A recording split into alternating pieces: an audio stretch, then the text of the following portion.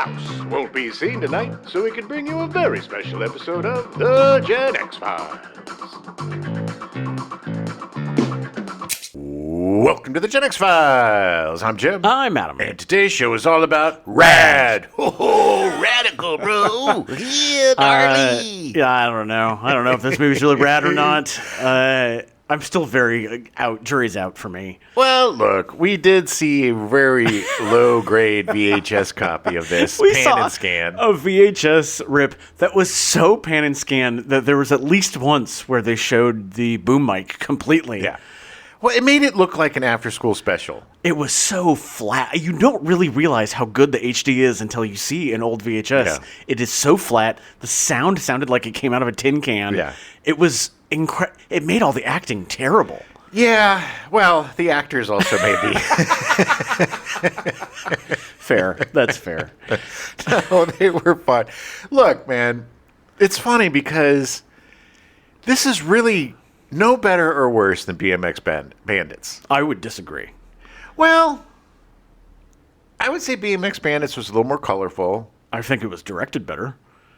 Well, it's sad, too, because, look, Hal Needham, he got the action parts right. Yeah. Look, Hal Needham was a great director for action and comedy. Like, he did a good job, but for some reason, maybe he was just old. Maybe he didn't care. No, I don't. I think he did. I mean, I think he did care. I think he's a decent enough director. I just don't think he really knew. I think it's because Burt Reynolds wasn't in it. I think that's why. Maybe if Dom DeLuise played the part that... I think Burt Reynolds should have played Bill Allen's character, Crew, and then Dom DeLuise played his little sister. Well, that's one way to go. But DeLuise would have been good as Duke Best, the Jack Weston part. Yeah, I'm sure he probably called him. It would have been more comedic. Like Jack West... I love Jack West as a character actor. I've always loved him since Gator. Yeah. And he's very solid. He can do both comedy and... Yeah, I'm more used to him doing comedy than I am seeing him being like the evil guy. Well, it's... You got a lot of these guys, like he and Ray Walston, kind of at the end of their careers. And Yeah. he just... Weston looked tired. I mean, he was trying hard to be the heavy... Yeah, it was pretty obvious that he didn't have a lot of experience with it. But there were just so many weird things. Like when Crew, what is Crew? Cruiser. It's Cruiser, short for Cruiser. His Christian name is Cruiser? No. His parents named him Cruiser? His name was like Dave or something. Dave Cruiser. Everyone called him Crew. Okay. Because he was a cruiser. It's a BMX town, Jim. All right. Okay. Sorry. Crew, I didn't know it was short for... See, this is how much little I knew about the movie. But there were so many weird choices. Like when Crew and... Christian. Lori Loughlin. Whose name is Christian. Yeah. When they're getting to know each other, and they just keep like... Does nobody in that town own a bathing suit? They just kept jumping in the water. How much? The wardrobe was like, can we please put them in something else? And it was awkward, that one scene where they're just standing in the water holding each other like she's a hostage. They're both still wet. Yeah, it was and weird. It was so an awkward position, and it looked like she was trying to escape, and they didn't really have any chemistry. I think they did that because... shooting it in Calgary, I think it was just cold. Well, fine. Then move them. Well, then they moved them inside to... I don't understand. Was it a cabin or something? When she's cooking... After the second time they jumped in with clothes on, wrapped up in blankets. They realized how stupid it was and that they were going to freeze to death. Blankets. And she's cooking, I don't know, was it hot chocolate over like a Bunsen burner? With like beans or something? It was so weird. But it wasn't like they were camping out by a fire. They were in like a condo. It just none of it made sense. I know. And so many weird shots. Maybe he was limited by the budget. Maybe they blew all of their money on the racing sequences, and they needed to. Maybe they spent all the money bribing the company of Mongoose to let them make them look evil. They're just more apathetic, really. Yeah. He was, the mongoose guy was all about business, which I get, but it did not make the company look good. no, not great. I mean, they did hire Christian Hollings as their, spokesperson or whatever, and she was quite lovely. Well, I mean, yeah. Anyway, the whole movie is just super weird. Granted, I've never seen it before, and I think this is why I like BMX Bandits more because I grew up with it. Yeah. And to me, this is kind of in the same realm as like Highlander. I think if I had seen it when I was young, I definitely would have liked it more now. Yeah. But I definitely don't hate it as much as I hate Highlander. What about Hot Pursuit? Is it as bad as Hot Pursuit? No. Look, Bill Allen, God love him. He tried real hard. He tried really hard. He's not a very good actor. And he also is an optical illusion where he could do a movie where he plays both the father and the son. He's one of those pictures where you turn it a certain way and it's young and then old, young and then old. He's in his 20s, he's in his 40s. Yeah. And he's the oldest looking young person I've ever seen. It was really weird. And maybe it was just a VHS rip. Probably didn't help with any of that. But he tried really hard. The dialogue wasn't there. It wasn't very well written. It was a pretty thin script. And the script was pretty convoluted. I mean, like, convoluted to the point that, like, why did this CEO of Mongoose try so hard to make this local kid look bad? Like, they could have just signed him. It wasn't the Mongoose guy. Yeah. The Mongoose guy seemed pretty apathetic about it all. But No. Duke West was the CEO of Mongoose. No, Duke West, I thought he was the mayor. Duke West is Duke Best? Yeah. Wasn't it Jack Weston? Yeah. No, he was the CEO of Mongoose. I thought he was just the mayor of the... The mayor's like Boo something or whatever. The mayor was the other guy that was sitting next to him when they were on the panel and they were talking about the new Hell track. Alfie Wise? No, Alfie Wise was also a Mongoose guy with the mustache, and then there was the mayor, and then it was Jack Weston, and then some other dude. See, I thought... This is how convoluted this movie is, because I thought Jack Weston was like, was the owner of the Hell ride. Yeah, I mean, it was... yes, technically. But then why did the head of Mongoose, who was CEO, the CEO, why did he come and was like, we're not doing business with you anymore? No, that wasn't... That guy was a wholesaler who they were trying to sell equipment to. The whole deal was that Bart Connor, who plays Bart Taylor or whatever in the movie, was their like number one racer, and his image and his name was all over all this Mongoose stuff. Right. And if he won Hell Track, they were going to sell billions of dollars of this Mongoose product. The tall guy who rebuffed him at the end was somebody that is like he owned like Kmart or whatever. Oh. It was a retailer that was selling the stuff. Okay. And as soon as he lost, he was like, "Well, you're a loser. I'm not going to sell your stuff." This is why in the middle of the movie I was like, why didn't Duke Best just hire the kid? He obviously was good. He literally said, I've never seen somebody with more drive and talent. And it was like, well, then what are you doing? Well, because he wasn't famous yet. Nobody this is why this movie is stupid. Well, look, this movie was brilliant. They're doing 4D chess, brother. Apparently, it was confusing enough. Well, I think I understand not wanting the townie because he doesn't have the name and face recognition. He's nobody. Sure. Bart I get or that. Brett did. What is it? Bart. Bart. I think he's Bart Young was the name of the character. Bart Simpson was it? Bart Simpson, yes. Except on a BMX, yeah. Well, then this goes to show you how confusing this movie was. But this is why it was so... the CEO, the Duke Best character, tried so hard to not have the local kid be good. And it was like, why? There was literally no motivation for that. It doesn't matter, dude. There was absolutely no logic in this movie. There was no filmmaking logic, no story logic. The fact that all of a sudden the high school has a dance and here comes all of the professional racers who aren't in the high school to come, and they're wearing spacesuits. Who may or may not be in high school. But probably not. It seemed like Christian was. And then Lori Loughlin comes in, and then they do the BMX boogie, which, look, I grew up in the 80s, and every dance we had, we picked two people, a guy and a girl, to do the BMX boogie, which was ever seen something stupider on screen than them dancing around on bicycles. No, they were really good at it, man. I mean, it was actually really well done. I mean, it was put beautiful. together really well. It's just the overall concept is stupid. Well, it was stupid. It was really stupid. Nobody did BMX boogies back No, then. no. But the weirdest thing too is that Jack Weston and Alfie Wise and Ray Walston Yeah. were all sitting in the bleachers watching the dance. Yeah, it's some small town, and they all apparently are really involved in the school. Let's go watch the kids dance. It was a little weird that Maybe they'll do a they BMX allowed boogie. Although it was the 80s, who knows? Well, look, all of the townsfolk came and watched us dance in our high school dance. Some of them wore pants, some of them didn't. So weird. But that's the thing. There was no real logic to it. The mother, poor Talia Shire. I get she was in it because her husband produced the movie. Come on, you got to be in it. Come on. I mean, he named his production company after her. Yeah. So, like, I get it. And she tried really hard.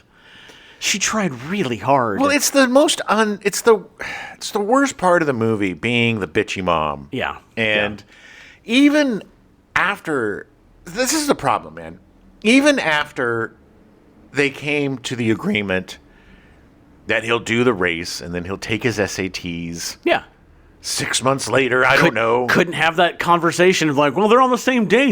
This is a once in a lifetime opportunity. I'll just take the test later, Mom. Yeah, no, I gotta betray you. College is very important back then. It was.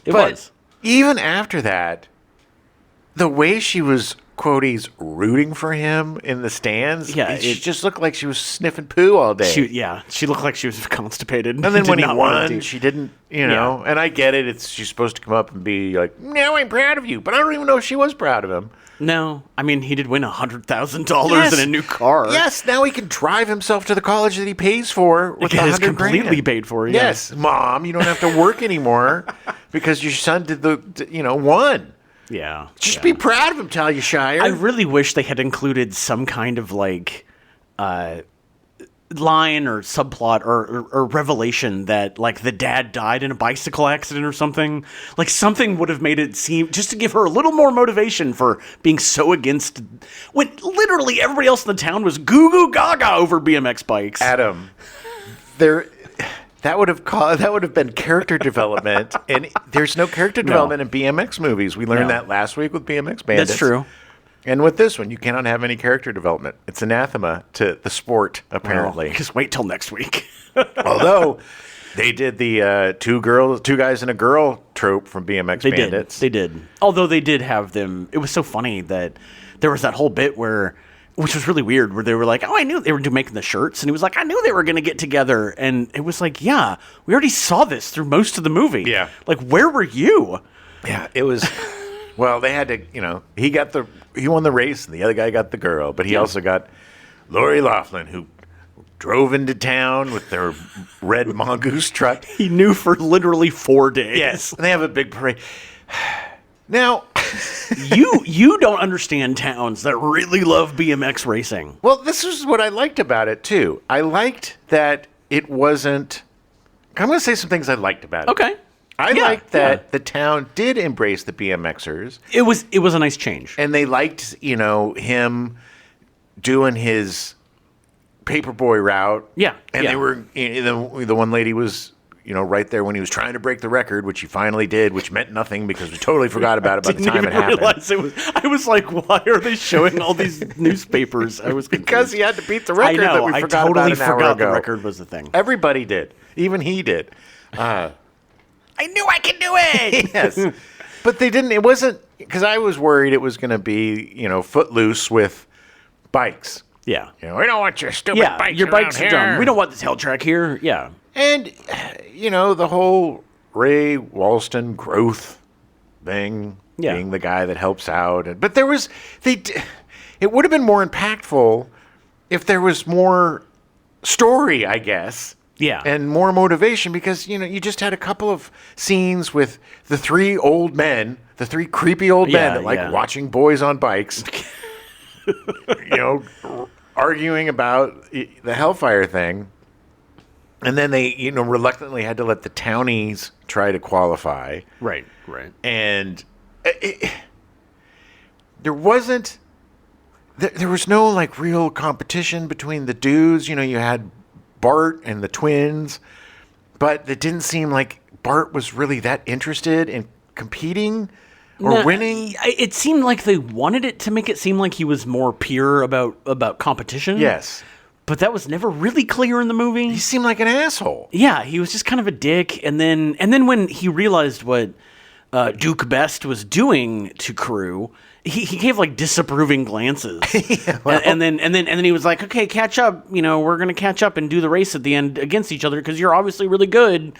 But he literally lost. I mean, he could have won the race. He was winning the race fairly. Yeah, he didn't cheat or anything. Well, I mean, he did knock down one of the twins. Well, so did Crew. He knocked a couple people out when they were. I don't know the ins and outs of BMX racing I'm rules. saying that he basically threw the race because he waited for him to catch up instead of just winning it. Right. So I don't look at it as Crew really won the race. He was given it. No. He was given the race. It's a false win, Crew. Bart was, I think Bart was tired of BMX racing. It was like, I need to get it. Maybe he just wanted to get out of his contract. Bart, they didn't really talk about this much, but Bart secretly loved ceramics. And he went on, and this is a true story, he went on to create Color Me Mine. Oh, yay. Which good is for Bart Young. Yeah. It's a very popular place for dates. See, now I like this movie. See? Yeah. So he gave it up so he can follow his dreams. Was that also part of the secret ending that wasn't in the ending? Yes, exactly. It was after the credits. You see, it was like 15 years later, and it showed him in L.A. putting the sign up for Color Me Mine. And they went in and painted a vase. Wait, we can paint our own vases? Oh, this is great. Make it and paint it, baby. I will say one nice thing. I mean, I still, again, I liked this movie. It was fun. It was fun. It was goofy, and there were a lot of problems with it. But I will say one of the things I really liked about it was the cop and the relationship of the cop with the bicyclists. Yes. And how he was always like kind of playing it like catching them and would use it to do like racing and stuff. And then, when they got away, he was like, okay. Because he was bored. There's nothing to do in that town. Small town, nothing happened. He had a really nice motorcycle for a small town. Sure did, and a really nice mustache. He looks, it's funny, I mean, we'll get into it about him being a wrestler, but he looks like, he looks like an old-timey boxer. Yes. Like, just keep waiting for him to have his dukes up. And like doing weights with the balls on the end that say like 20 pounds. And getting into steam. One of those machines that are like, book, book, book, book. Oh, yeah, they go around you. Yeah. I'm training. He did. He very much looked like he should have been in the 1930s. They had a lot of fun. The problem is, I think at that point, Hal Needham was just tired and done. Yeah. Because he was lazy. There was a lot of lazy shots and lazy direction. And it was easier when he was doing stuff that he knew, like cars and stunts and things. And also the energy of having Burt Reynolds and Sally Field, or Burt Reynolds and Dom DeLuise. I'm sure those sets were so much fun to be on. Sure. And then he's suddenly with a bunch of kids on bikes, and he's like, oh. Well, that's the problem. When he's doing Smokey and the Bandit or Gator or any of these Cannonball Run, it's him with his old stunt buddy friends. Yeah. Or Hooper. It's doing stuff with his buddies and Burt Reynolds, who's a buddy, and they go and they shoot and then they drink beer and smoke cigarettes all night and carouse and have fun and get into bar fights. And it's also needed one of the signature Hal Needham big brawls. Big fights. It didn't have any fights. There wasn't really a lot of, there wasn't a lot of conflict in this, given the fact that it was a movie about racing. Yeah. Like, it's all the conflict was manufactured by the Mongoose CEO. Like, well, I'm going to change the rules. Then I'm going to change the rules again. I'm going to change the rules. Yeah. They were pretty shitty, those guys. And they surpassed them fairly easily. Yeah. The problems with this movie is encapsulated in the fact that when we were watching it, and about halfway through the end race, he does the like big flip, and it was the only time that there was like a flip. And you literally said it would have been better if they had set it up to where he flipped over Bart at the to end. win the race. Yes. And they didn't. No. And that is indicative of what's wrong with this movie. They didn't do it because it would have been too difficult a stunt. Yeah. To do a flip over that ramp to get up there. So they effed themselves by having that there. The hill track was not designed well. They needed... So you blew your load, like 2 minutes Yeah, before yeah. the race even ended. And Yeah. I was like, okay, cool. You did that thing that you tried so hard to do for so long, and it meant nothing because you still were losing until Bart stopped on the track Until he and let you catch up. Let you catch up. So, screw you, crew. You suck. All right. All right, let's get into it, or I'll talk about it all day. Let's get into it. Take yourself back to 1986. Oh, yeah. March 8th, the Japanese Suisei probe flies by Halley's Comet, studying its UV hydrogen corona and solar wind. Rad. Red, baby. Yeah. March 9th, United States Navy divers find the largely intact but heavily damaged crew compartment of the Space Shuttle Challenger. The bodies of all 7 astronauts are still inside. Rad. Sad. Sorry, but that was sad. March 13th, Microsoft Corporation holds its initial public offering of stock shares. Rad. Yeah, if you bought them then, Rad, Yeah. you'd be rich. March 21st, Rad is released in theaters. Radical, dude. Yeah. So Rad comes from the mind of Sam Bernard. Bernard was searching for script ideas when he was hanging out at a park and noticed some kids doing BMX tricks on their bikes. Suspect. Yeah, well, yeah. When you're doing it in a park by yourself, creep. Bernard did have a couple of things produced before this. He did co-write 315, The Moment of Truth, a feature starring Adam Baldwin, Deborah Foreman, and Renee Auberjonois. Auberjonois. Yeah. Yeah. He was my favorite thing in Star Trek. And Benson. Yeah. Oh, and Benson. That's right. Benson. It was about a former gang leader who decides to stop being violent.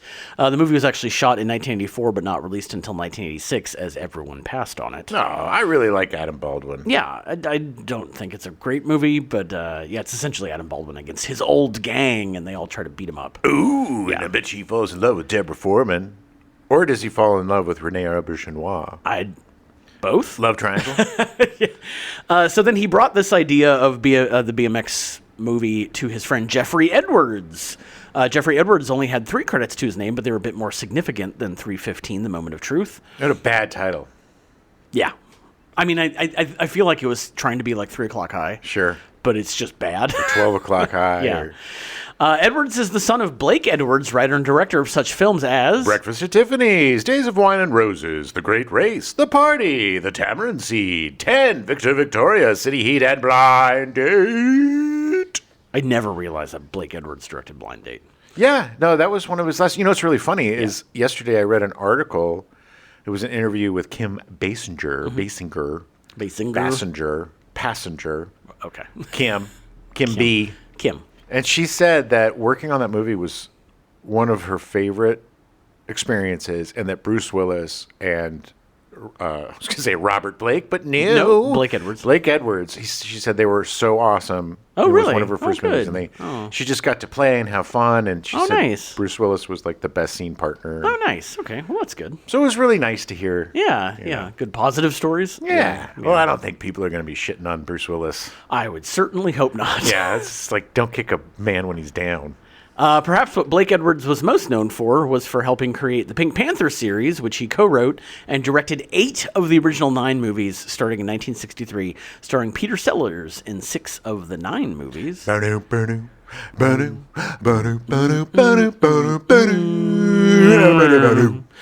Jeffrey, co-wrote 2 of the Pink Panther movies, Trail of the Pink Panther, released in 1982, the last movie that Peter Sellers starred in, and Curse of the Pink Panther, released in 1983, starring Ted Wass, who appeared in Soap and Blossom. Okay, I loved, and to this day still love the Pink Panther movies. Yeah.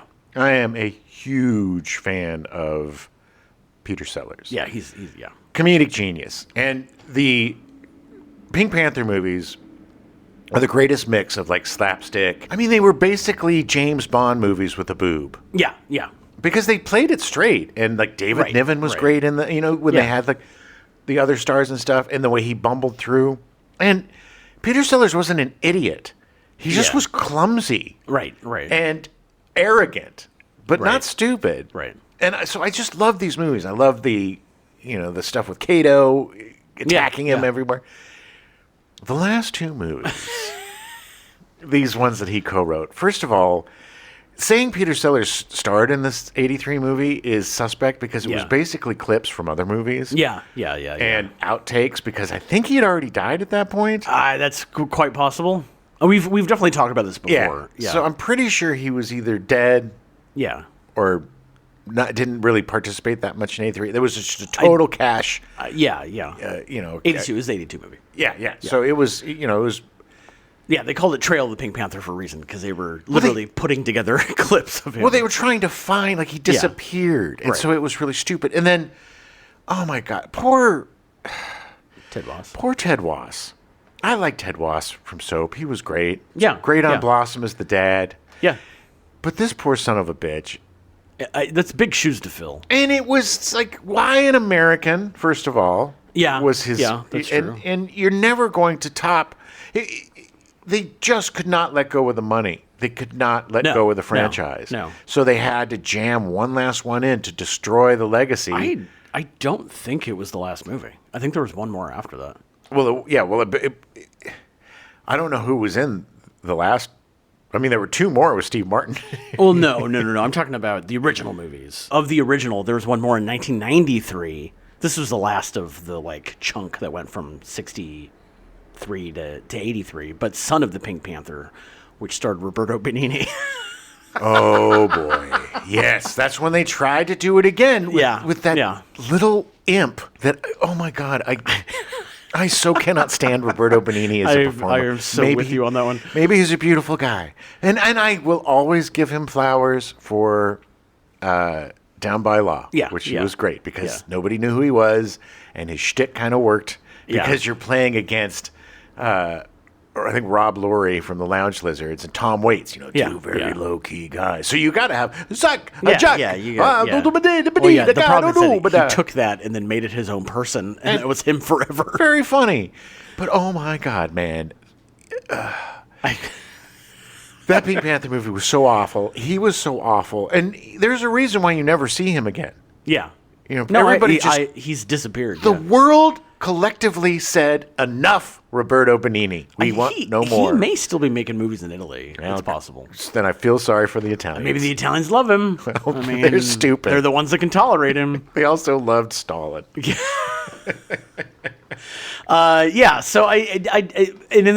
the funny thing is that I don't even remember. I know I've seen some of the Peter Sellers Pink Panther movies. I've definitely not seen all of them. We have them. And I don't even think that I've seen the Steve Martin Pink Panther movies. They're fine. Look. Which they're fine, yeah. Steve Martin did his own thing. And I mean, he at least wrote them. Yes. So, they're going to be funny. And for him, I think it was okay, here's the challenge. These are so beloved, and there's anybody is going to buy as Peter Sellers. Yeah, as the Clouseau. Inspector Clouseau. Yeah. Than Peter Sellers. So I think it was a huge risk for him and a challenge. He's like, okay, F it, I'm going to try. Yeah, I think he just loved the series so much. It was like, okay. It was good. It was a different. Yeah. They could have called it, the Blue Bunny movies, and it could have been right. something different because his character was so different. But you need to see the old Pink Panther movies. Yeah, I know. We have them all on DVD. Yeah. We're going to do a month to make you watch them because they're really Peter Sellers people forget about him, but he was such a brilliant actor and such a brilliant physical comedian. Yeah. Joffrey. I keep calling him Joffrey. I don't know. I think it's Jeffrey. Joffrey Jones. Jeffrey also co-wrote The Man Who Loved Women, directed by his father, who also co-wrote the movie starring Burt Reynolds, released in 1983 based on the 1977 French film directed by Francois Truffaut. Loosely based, awful movie. It was that string of horrible Burt Reynolds movies where they just didn't know what to do with him. They tried to make him a single dad. They tried to make him best friends with Goldie Hawn, and they were just this string of really bad Burt Reynolds movies in the 70s and 80s that just did not click. It's what killed his career. He just had bad advice from his agents. Yeah. Bernard and Edwards brought the idea to Hal Needham, who, and to sell him on the idea, brought him to a BMX tournament, and being wowed by the BMXers, signed onto the film. Wow, I'm wowed. Where do I sign?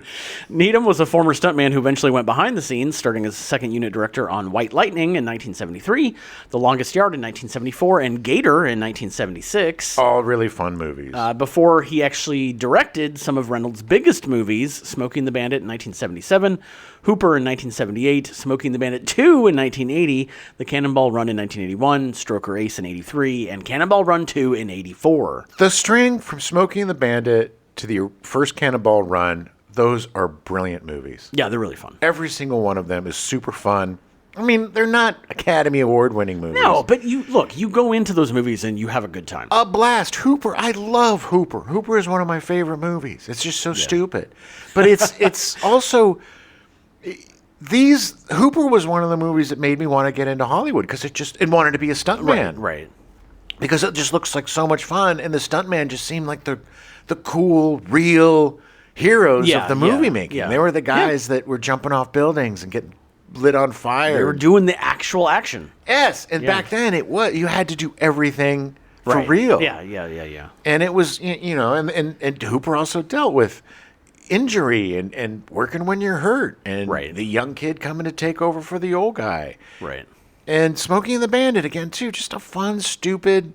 They're all just stupid, fun movies. The best example of a Sunday afternoon, perfect, turn your brain off and just laugh your ass off. Yeah. Cannonball Run. Listen to our Cannonball Run episode. Yeah. But for some reason, Reynolds and Needham had magic. Yeah. And they had something that superfluous thing that was there, and you could see it on screen. They were soulmates, like creative soulmates, because Reynolds started out as a stuntman. Yeah. And so he understood what it was to do these stunts. He liked to do his own stunts. And I think he and Needham just had this connection that translated. It didn't matter what the plot. That's the problem, because all these movies that were great, the plots weren't that much thicker than BMX Bandits. No. But it had the charisma of so many great actors to bring it to life. And unfortunately, with the exception of maybe Jack Weston and Ray Walston, none of these actors had very much charisma, especially the leads. No. Yeah. They were very one-note, bland. Everybody talked like this. Bill Allen tried. He tried. Totally tried. But there was nothing there for them. Yeah. And look, God loved Needham, but he's not an actor's director. No, he is He not. expects you to have it there. And there wasn't strong dialogue. I'm not blaming the actors per se. You just had a lot of inexperienced young people that really didn't know what to do and probably didn't get the greatest guidance. I think he started doing this movie, was excited about the BMX bikes, and then the rest of it was just kind of like, well, where are all my buddies? Yeah. All I have is Alfie Wise. This isn't nearly as fun as it used to be. And Alfie Wise is my least favorite of the gang. Needham would only direct one film after Rad, Body Slam, which was due for a theatrical release, but the writers, who were lawyers, sued the production, and it was eventually released straight to video in 1987. Do you know, is it about wrestling or something? Yeah, it's about a guy who turns to wrestling. Something happens, I don't remember, but he turns to wrestling. The producers are like, Hal, we're going to take you to a wrestling match. We want you to make a wrestling picture. Yeah. It was, the funny thing is that the lawyers, because they didn't like the way where the movie was going, so because they were lawyers, they sued them to essentially take over the movie. And then every studio was like, we don't have anything to do with this. You guys obviously have problems. Yeah. Do your own thing. Yeah. Well, they don't want to get involved in any sort of litigation or anything that's controversial. So with the script and director in place, the production turned to casting. They cast Bill Allen as Cruiser Jones.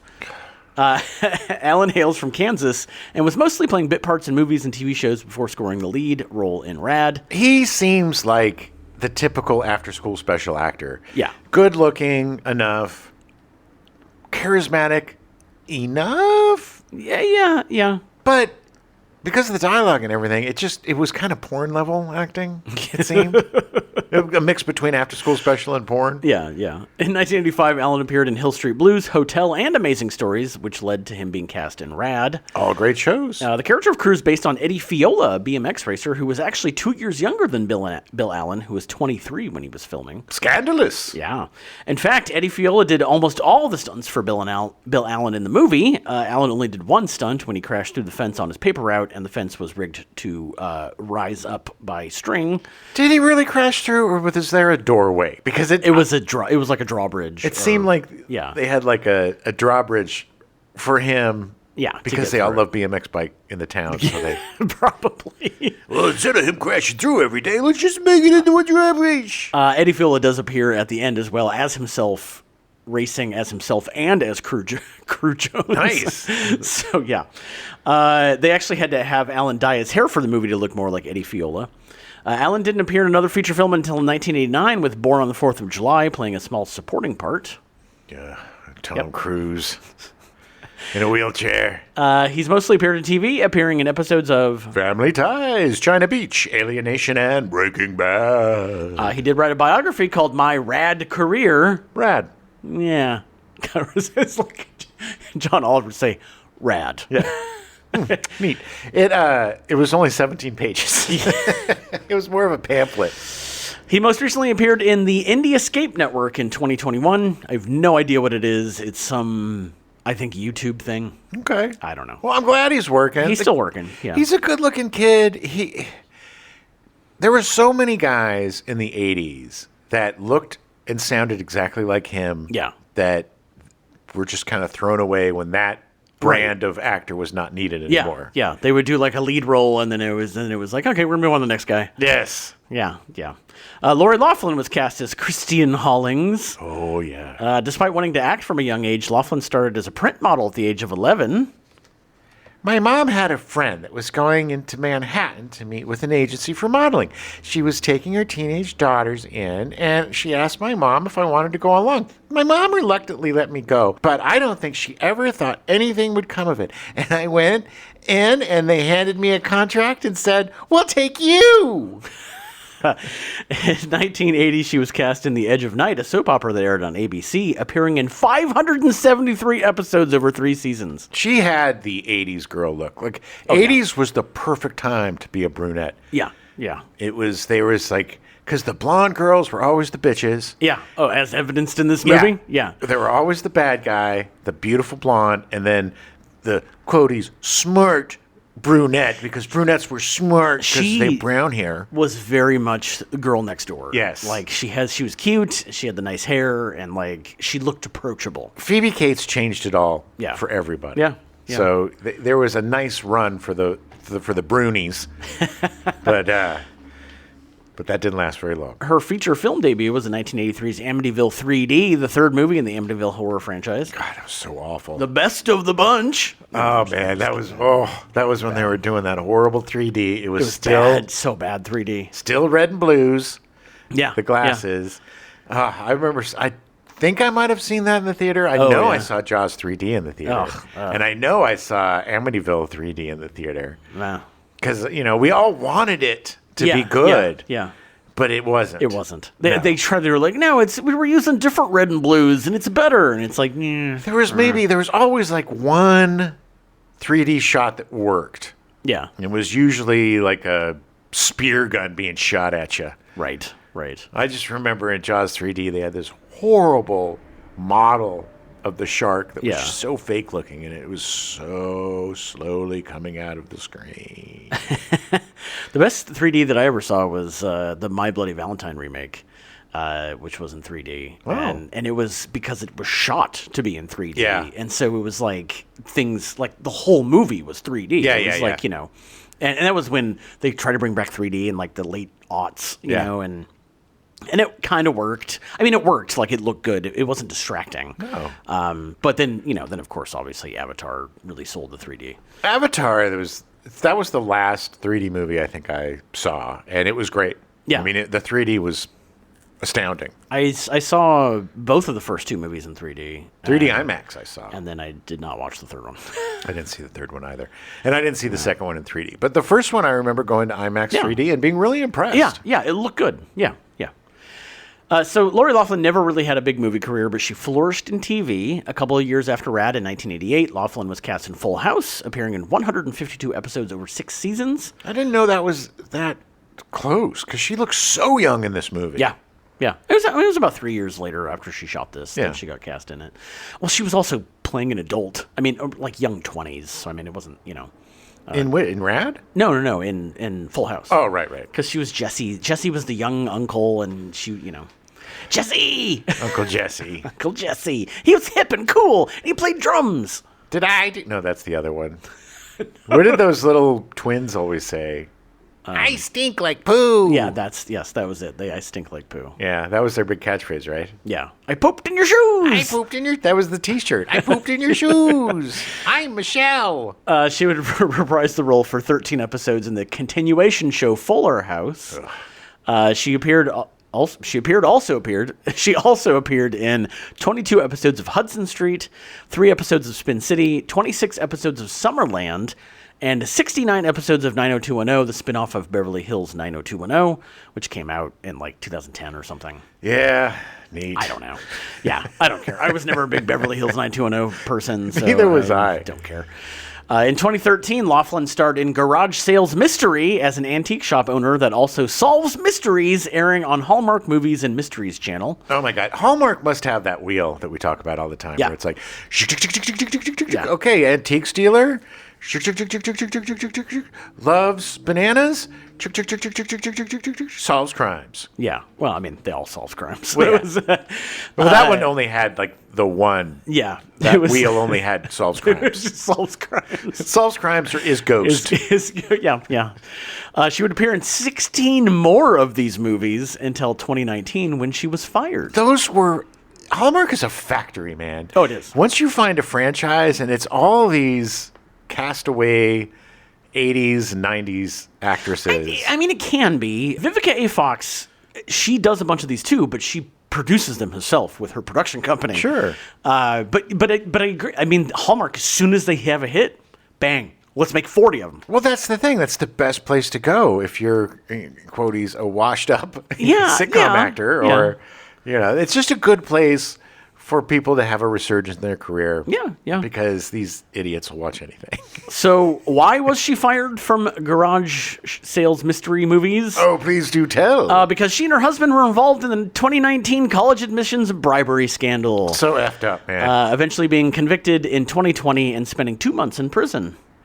Well, deservedly so, because it was such a gross example of privilege. William H. Macy and his wife, Huffman. Felicity Huffman. I was going to say Eliza Huffman. Felicity Huffman. They also got William caught H. up. Muffman. Yes. William H. Muffman. They also got caught up in this scandal. But it's so gross. These super rich people, to get their kids into a good Ivy League college, kids didn't earn it by actually doing extracurriculars. They were essentially got bribed into going. Like the parents bribed the schools into letting them go. It wasn't bribery. It was fakery. They created fake crew scholarship things. It was so devious, and it was all about creating false, not profiles, but false applications. Okay. And false information in those applications to help them get scholarships and stuff that they didn't deserve because they never even... It was all Photoshop and Didn't bullshit. deserve and didn't really need. No, exactly. It took away from kids that actually needed it and kids that were actually working hard and athletes. And it was just these mediocre children who were spoiled their entire lives being taught the lesson that you can buy your way into anything. So I'm so glad that they got caught. Yeah, but it didn't matter. She spent 2 months in prison. I think her husband spent maybe 8 months in prison. And the kids were still allowed to go to the schools they faked their way into. Still got to go to Harvard. Yeah. Wherever. USC was big. Wherever. It's just gross. And it really does show you that money can buy anything. She was also fired from Fuller House and Win Calls the Heart, a show she'd been appearing on since 2014 that edited her already shot scenes out of season 6 of the show. Oh, good. But after her release, it took a little while, but eventually she started getting work again. Of course. It wasn't like she killed anybody, but it's still gross. And it still makes me think so much. It really, the William H. Macy, Felicity Huffman thing bums me out the most because they seem like fairly down-to-earth people. I get wanting to do whatever it takes to get your kids the best thing, but this is bullshit. And it's in the long run, it's hurting them because they're never going to learn how to earn anything on their own. Right. She has since appeared in some TV movies, 2 episodes of Blue Bloods, and made an appearance on Curb Your Enthusiasm, making fun of herself and the college admission scandal. Oh, neat. I hate that too. I really hate the fact that it's like, ha ha ha, I was such an asshole, but let's make money and make fun of it. Yeah. I mean, she was paid money to make fun of herself. So. It was like when OJ went on that show and he was like, I'm playing a murderer. If I did it, here's how I would. Yeah. It was like his one-man show. If I did it. He played all the characters. She most recently can be seen on Wind Calls the Heart, resuming the role that she was fired from in 2019. Well, good for her. Neat. Talia Shire was cast as Mrs. Jones, Crew's mom. Shire is part of the Coppola family. Her father, Carmine, is a composer working on the Godfather trilogy, Apocalypse Now, and The Outsiders. All of those are Coppola movies. Yes. Surprise, surprise. Her brother, Francis, directed the Godfather trilogy, The Conversation, The Outsiders, amongst many, many others. Her nephews are Nicolas Cage, the actor, and Roman Coppola, writer and director. Nick Cage! Her niece is Sofia Coppola, filmmaker. Her Actor. she's mostly yeah. Although, I was looking on Paramount Plus, total speed bump. I was looking on Paramount Plus. Apparently they re-edited The Godfather 3. Really? And it's on Paramount Plus now. Did they edit her out? No, I don't know. I haven't seen it. But it was like one of those, it was like The Way It Was Meant to Be or something. And I think it was done by Coppola, but Well, did they cut all three movies into a saga? No, it's called Godfather Coda, and it's a recut of Godfather 3. Interesting. But it's more like an addendum to the first two movies, right, rather than being a full, although it's still 2 hours and 47 minutes long. So it just caught my eye, and I was like, I didn't even know what this was. Well, because I used to have the VHS of the Godfather saga where he cut the two. That's not this. It's called The Godfather Coda. Okay. And it's because I remember The Godfather saga because they aired that on like TBS once. It took like all day. Yes. But it was, where they actually started kind of in chronological order and have, with stuff from Godfather 2 and then going into the rest of it. Well, we're definitely going to do a Godfather month to torture you with mob movies, but I like The Godfather and Godfather Part 2. They're good movies. They're great movies. Yeah, they're good movies. Okay. This is going to be a fun month. Her sons are Jason Schwartzman, actor, musician, and Robert Schwartzman, who goes by Robert Carmine, actor and lead of the band Rooney, who show friend Matthew Jordan actually plays keyboards for. Nice. I had no idea that he was part of the Coppola family. Yeah. Well, he plays for a lot of bands. Didn't he also play for the Beach Boys? He did. When they did a tour around. He's done a bunch. Yeah. He was... he played with ELO, and then he played with Rooney when they opened up for somebody else. I don't remember who. Like, they did a whole tour. So jealous about ELO. ELO is one of my top 10 bands of all time. We were in Phoenix, and we were supposed to see the show, and we were out there. Matt was so excited we were there, and 2 hours before the show, the lead guy from ELO got sick. No. And he was like, well, I'm going to leave and go home. Jeff Lynne? Yeah, Jeff Lynne. And he was like, I'm going to go home because I have the time now and I'm close. I'm in Phoenix. And he's like, they're going to redo the show next weekend. And I was like, well, I'm going to be gone and I'm not coming back out to Phoenix. Yeah. It just sucked because I was so excited to see ELO. Mr. Blue Sky. And that was also their final tour. He's not touring anymore.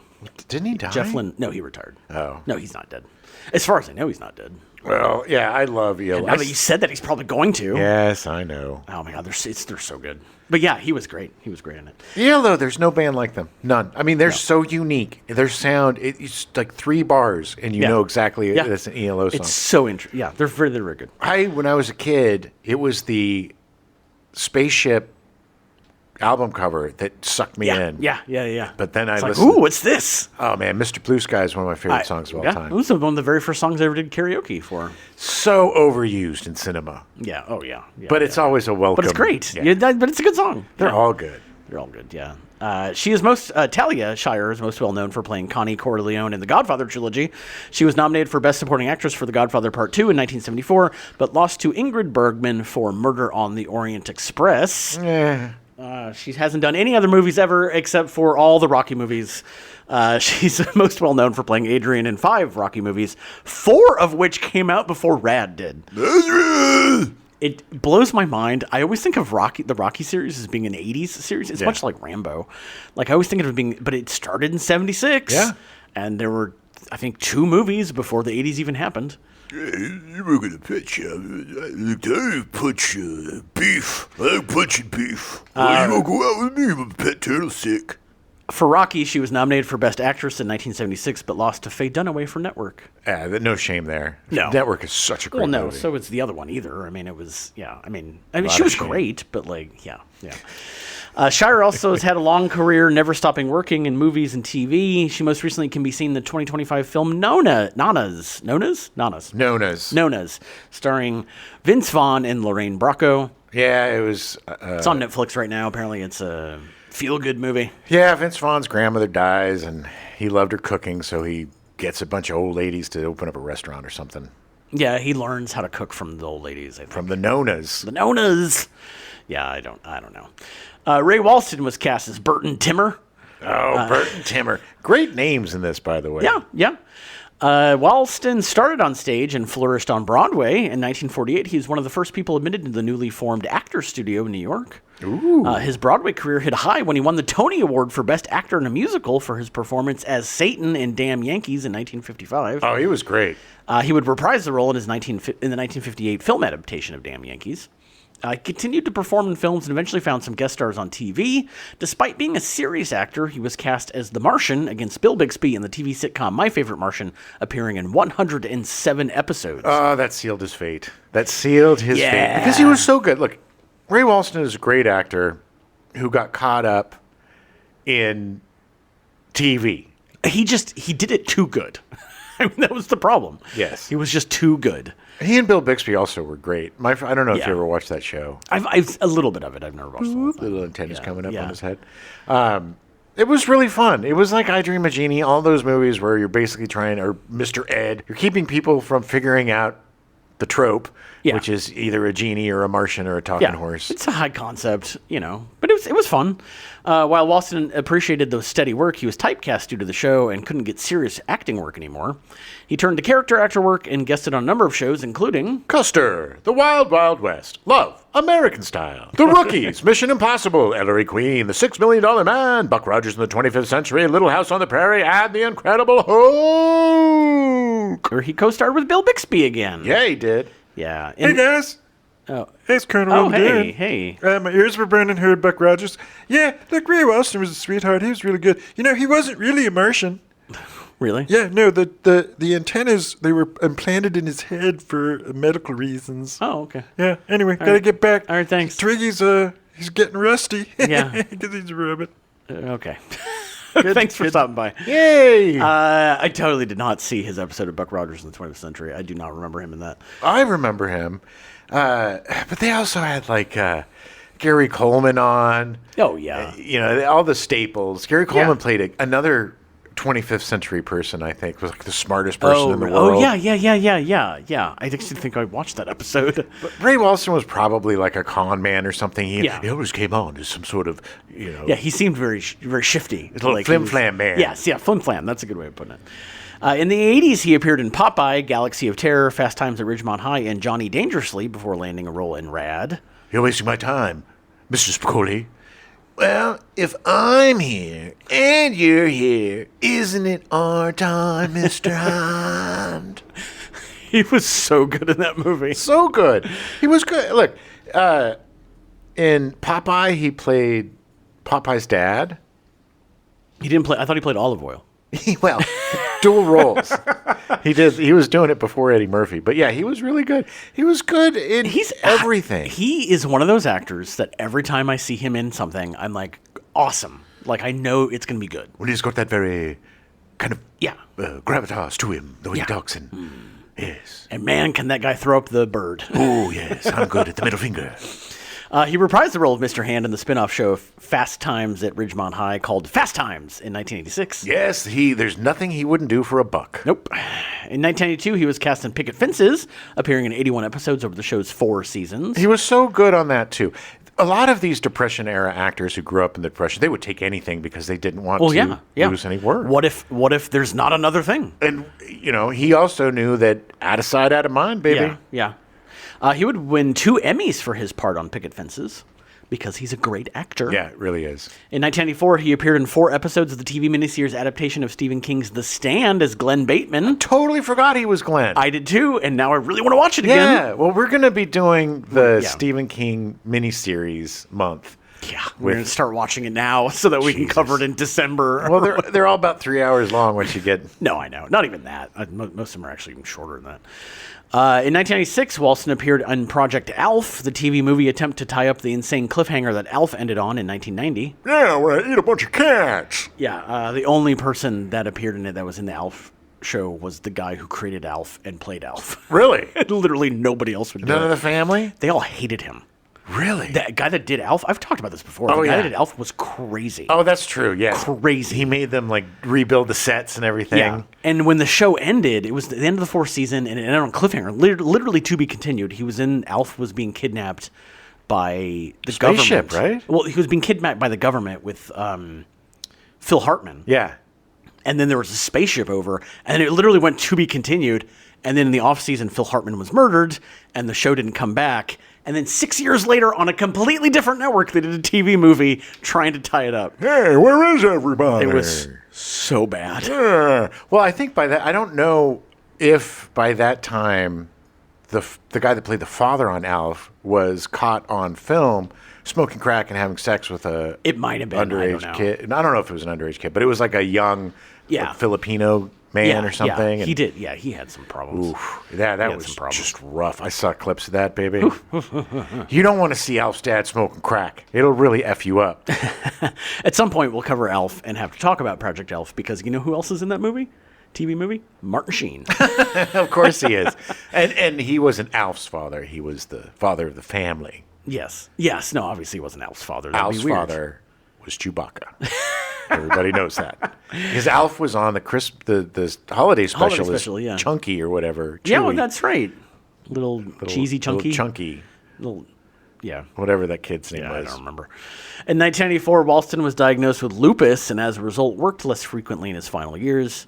On January 1st, 2001, Walston died at his home in Beverly Hills at the age of 86. That's so sad. Lupus, man. Yeah. Lupus. Yeah. I had a friend's mom had lupus, and it was just a don't- debilitating disease. It's one of those that you don't hear about a lot of people getting lupus anymore. No, but it's a tough autoimmune bad, yeah. disease. Alfie Wise was cast as Elliot Dole, the mustachioed henchman. Tiny little Alfie, little pocket-sized Alfie Wise. Was not used to seeing him with the mustache. I did not realize it was him for like half the movie. Yeah, it was a good mustache. Yeah. Wise was mostly known for his role in Trauma Center in 1983, co-starring James Naughton, Wendy Malick, and Lou Ferrigno. What an odd trio. Yeah. Oh, it was. James Naughton. Was that the guy from Werewolf in London? I think so.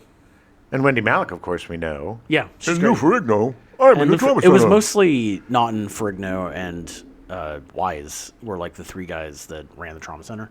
Lou Ferrigno was a doctor? I think he was a medic or an EMT or something. Probably an EMT. Yeah, I mean, I don't know, man. I've never seen orderly. the show, but I just from the little bit that I saw, it was yeah.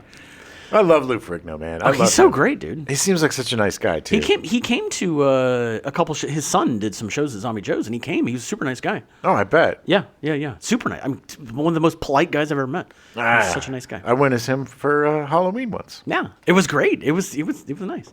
He also appeared in a ton of movies and TV shows with Burt Reynolds, Alfie Wise, not Lou Ferrigno. He appeared in a ton of movies and TV shows with Burt Reynolds, including Hooper, Hot Stuff, Smokey and the Bandit, Starting Over, City Heat, Paternity, Stoker Ace, The Cannonball Run, and BL Striker. In the 90s, his career slowed down, and after doing a 15-episode run on the 2000 series S Club 7 in Miami, he retired from acting. What the F is S Club 7 in Miami? S Club 7 is I think they're a British girl group. Okay. There was definitely S Club 7 is a girl group. I think it was a British girl group, and I think them in Miami, it was a fictional reality show of them in Miami. Okay. Yeah. What, he play their manager or something? I don't know. Probably. I don't know. Manager of a club. Yeah.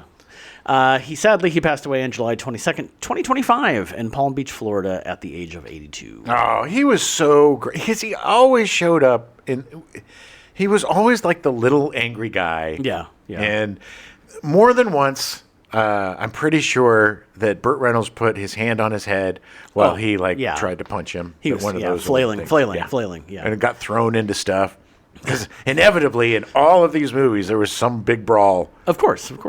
That's what this movie was missing. BMX Bandits needed They needed like a pie fight. They or needed the Needham Brawl. a bubble machine. Like he should have not worked at a restaurant. He should have worked at like a laundromat. Well, for him, it was always bar fights. Oh yeah, or- yeah. But they're not going to have a bar fight in BMX or in Rad. Well, in Cannonball Run, they had the big old parking lot fight. He always found a way to put some giant fight in there. But I think it was because this was aimed more towards children. Yeah, I guess. But again, though, pie fight or like, he worked at a pizza shop. Have them throw spaghetti sauce at each other or something. I'm surprised Jack Weston didn't get a face full of something. Yeah.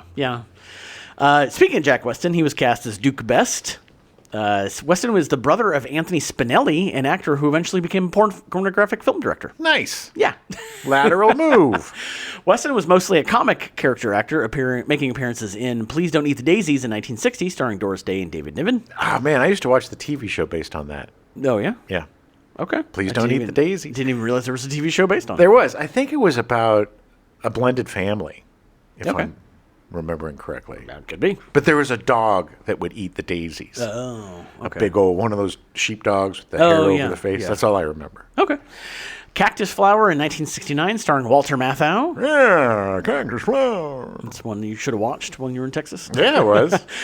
Gator in 1976, starring and directed by Burt Reynolds. I love that movie. I don't know why, but it was about like bootleggers in Florida. That was Burt Reynolds' directing debut. Gator 2. No, Gator, the first one. I thought Needham directed Gator. He was the second unit director. Oh. Jack Weston was also in Ishtar in 1987, written and directed by Elaine May, starring Warren Beatty and Dustin Hoffman. Such a shame because Elaine May is a genius. I constantly forget that it was written and directed by Elaine May. Well, it also isn't as bad as everybody says it is. I've never seen it, and mostly because everyone says it's bad, but I need to see it. We got to do Big Ass Bombs, and we Yeah. could do that and what's the big bomb from the 80s? The one that started it all. I can't remember. Oh, no, I know what you're talking about. Heaven's Gate. Heaven's Gate. Yes. 1980, Heaven's Gate. Yeah, that was the one where everybody started paying attention to box office and stuff. And then we can cover Cutthroat Island. Oh, yeah, baby. I was just watching the Corridor Crew, the guys that do the VFX stuff, and they covered Cutthroat Island. Man, that ship, I don't know if you remember Cutthroat Island. Yeah, or yeah, not. that was a pirate movie with Gina Yeah, Davis. yeah, Rennie Harlan, right? Yeah, they actually blew up an entire ship. Yeah. A full-size ship. Yeah. It was so. I've never seen the movie because it was supposedly not good. Well, Gina Davis was becoming kind of a Sigourney Weaver action-y type. Yeah. That one movie she did with Sam Jackson was really good. The Long Kiss Goodbye. Yeah. Long Kiss Goodbye? I think so. Or the Long Goodbye, something Long Goodbye. Something. Like that. Yeah. I The think it was- Long Night Goodbye or something. Whatever I it don't know. was, that one was really good. I And think that, it has Kiss in it. Anyway. because it was fun because Sam Jackson was the femme fatale. He was the one that was always in trouble. And she had to rescue him. was a great action movie. It was Yeah. really fun. Another Rennie Harlan, I Yeah, believe. yeah. And because of the success of that, that movie was so great because there's at one point where they are flying out of a car or something and they go through a billboard and they land and they both look at each other like, we're still alive. It's like, this is insane. well, it was that movie that got them the green light for Cutthroat Island. And man, Cutthroat Island lost over $200 million. Yeah, it pretty much screwed the careers for Rennie Harlan was and bad. Gina Davis. And it's not her fault. She did the best she No. could. The Long Kiss Goodnight. I think that's what it's called. Yeah, I think you're right. Not Goodbye. The Long Kiss Goodnight. Anyway, it's a good movie. We'll cover it at some point. Jack Weston would occasionally take on heavy roles, such as in The Cincinnati Kid in 1965, starring Steve McQueen. Yes. Wait Until Dark in 1967, appearing as the third home invader with Alan Arkin and Richard Crenna trying to rob and terrorize a blind Audrey Hepburn. I talked about this because the last time, not this time, but the time before that I had visited my folks, I watched this movie. I need to see this movie. It is so. Richard Crenna is amazing in it. And Yeah. it's because he's playing such an. Well, is he the.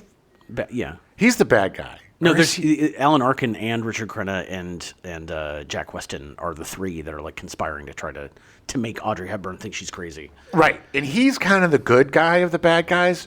It's Alan Arkin's performance that blew me away. And Such a good actor. oh my God, it's great. And Sam Weston is also Jack Weston. Jack Weston is also super sinister in it. Yeah. It is. I think it's based on a play because it all pretty much takes place in the basement apartment. Right. And Yeah, you definitely need to see I need it. to see that. I really need to see that. It sounds fascinating. Jack Weston was also in The Thomas Crown Affair in 1968, starring Steve McQueen and Faye Dunaway. Ooh, he's Mr. McQueen's buddy. He is. He was also in High Road to China in 1983, starring Tom Selleck. You know, that's not a bad movie. Yeah, I need to see it. I don't think I've ever seen it, but like I think people were kind of like down on it because it was one of Tom Selleck's first features. if I remember Yeah, they correctly. just didn't know what to do with Yeah, Tom. yeah. It was kind of, I think it was like a World War II era, or it was a definite period He was a piece. pilot. Yeah, I think it was a World War II, or either maybe between the wars or something. He gets but- caught in like a spy thing. Yeah, he's a pilot, and he's some woman that he brings on board and gets caught up. Yeah. He was also in Dirty Dancing in 1987, starring Patrick Swayze and Jennifer Grey. He was the dance double for Pat. He did all the dancing for Patrick Swayze. He's the one that put Baby in the corner. He did. I love that soundtrack so much. Everybody does. Time of my life. Patrick Swayze could sing, man. I will always defend him. That wasn't Patrick Swayze. No, not that song, but he did a song in the movie. Sure he did. Yeah. Jack Weston also had a memorable turn in the Twilight Zone episode "The Monsters Are Due on Maple Street" in 1960. Oh, yeah. Remember that? He was one of those that turned against each other. Yes. His last film was Short Circuit 2 in 1988. Yeah, he played. Good thing to end on. He played. He played the father of the Indian guy. He played Johnny 4. He did it in brown face. He didn't have to, but he did it just for fun. I am alive too, Johnny. I am alive. Yeah. I'm alive. Sadly, he died on May 3rd, 1996, after a 6-year struggle with lymphoma at the age of 71. That's God. Old age sucks, man, and I can't imagine living for 6 years just suffering. Yeah, that was sad. But he was such a great actor. He was kind of on par. He had a kind of a Walter Matthau vibe to him. Yeah.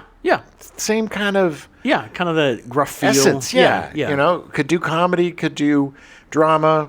Was a really great character actor. He just didn't have that switch that Matthau had, where he could switch on to be the leading man. Yes, yeah. But he definitely he could be the super caring uncle. Yeah, Or yeah. he could be the scheming bad guy, like in this. Yeah.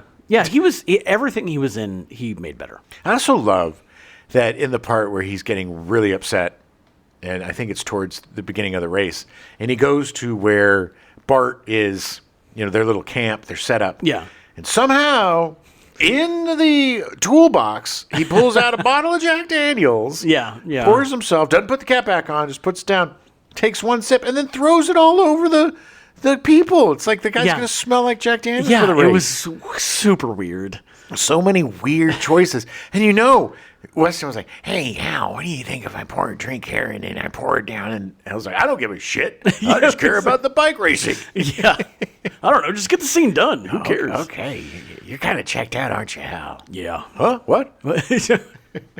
Bart Connor was cast as Bart Taylor. Connor is a gymnast who won 2 gold medals at the 1984 Olympics. Nice. One for team all-around and one for the parallel bars.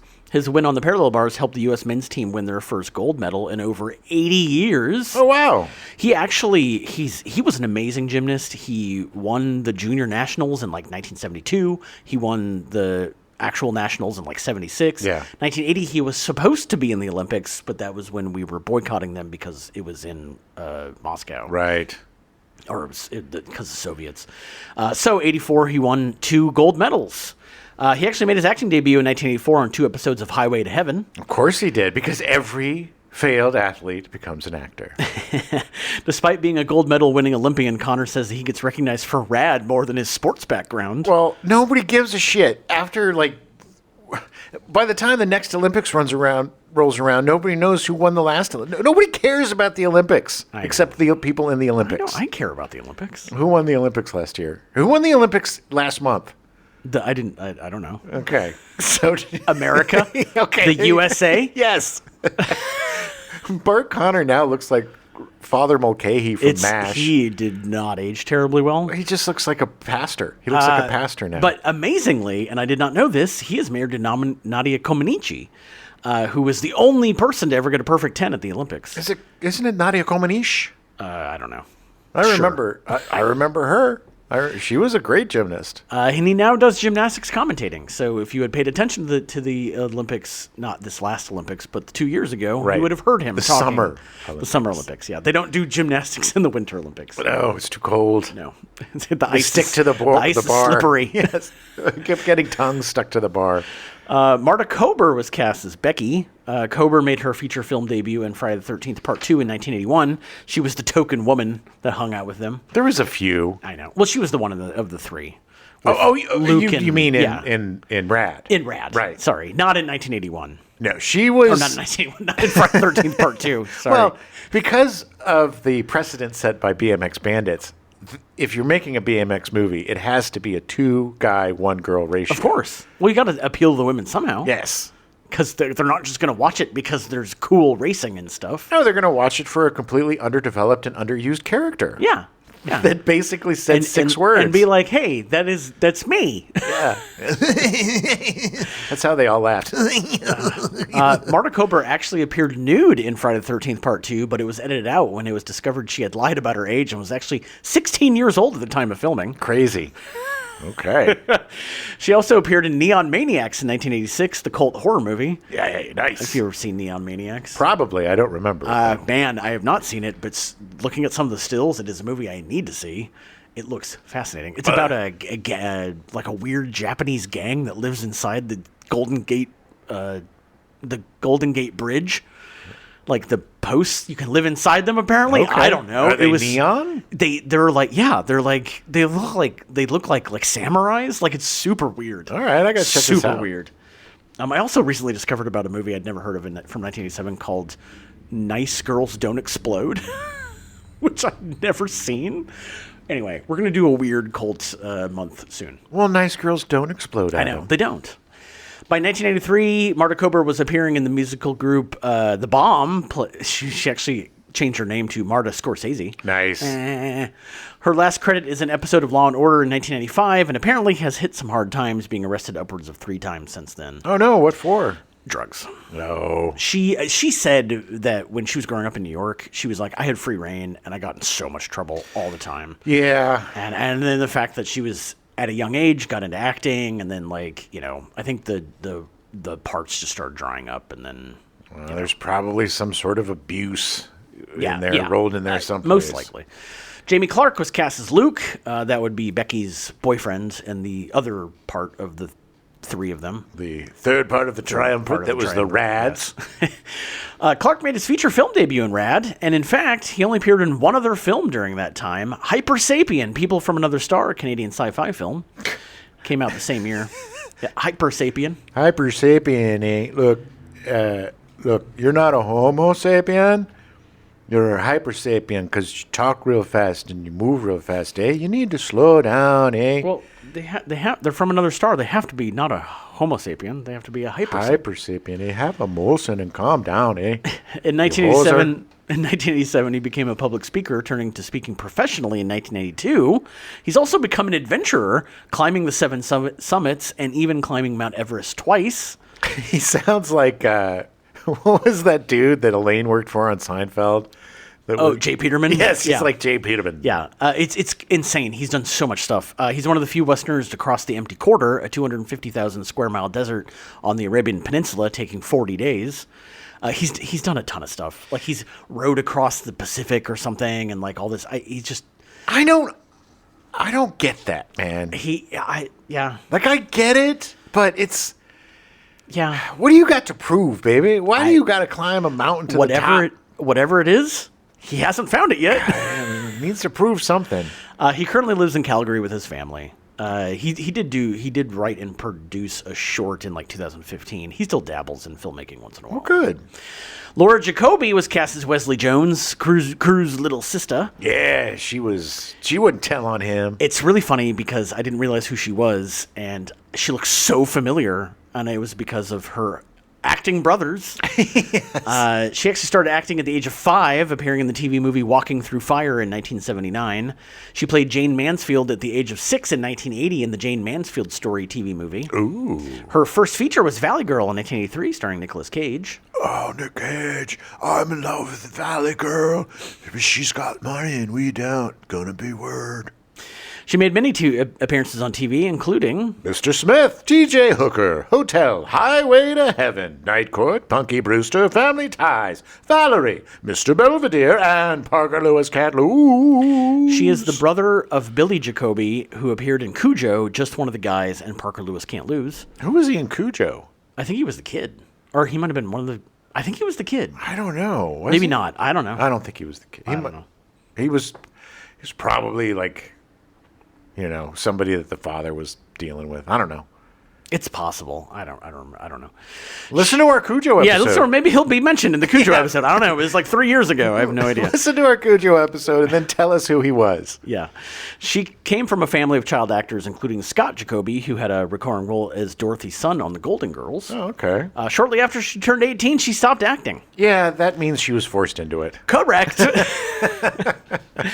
H.B. Haggerty was cast as Sergeant Smith. Oh, my favorite. Oh, Haggerty was in the Navy and then played professional football starting in 1950. To compensate for not making money during the off-season, Haggerty turned to professional wrestling. Excellent. He first wrestled under his real name, Don Stansuck, but a manager quickly nicknamed him Hard-Boiled Haggerty. Hard-boiled Haggerty. Look at that mustache and that chrome dome. Hard-boiled. He dabbled in acting in the late 60s, but when Haggerty retired from wrestling in 1972, he turned to acting full-time. Yes, because that's what you do when your athletic career is over. You become an actor. Well, I mean, technically, if you're in professional wrestling, you are an actor. Whatever. Acting's the easiest job in the world. He appeared in a bunch of TV shows, including... Adam 12, Kung Fu, Get Smart, Starsky and Hutch, Columbo, Beretta, Happy Days, The Bob Newhart Show, The Love Boat, The Incredible Hulk, The Fall Guy, and Crazy Like a Fox. He also made appearances in the feature films Foxy Brown, Earthquake, Stunts, Death Sport, and $1 Million Mystery. $1 Million Mystery in 1987 was his last feature film, retiring from acting. Because he got $1 million. Do you Was the remember? mystery. Do you remember $1 Million Mystery? Wasn't it like a... It was sponsored by Glad. Yes! Garbage bags. Yes! Wasn't there like a prize or something? Like Yeah. $1 million? Yeah, there was. It was the movie, and then there was a real life like ARG essentially of you trying to find $1 million. Yeah. and, yeah. It was bad. It was not a good movie. Hey, man. It was a gimmick. We talked about it during one of the oh shit.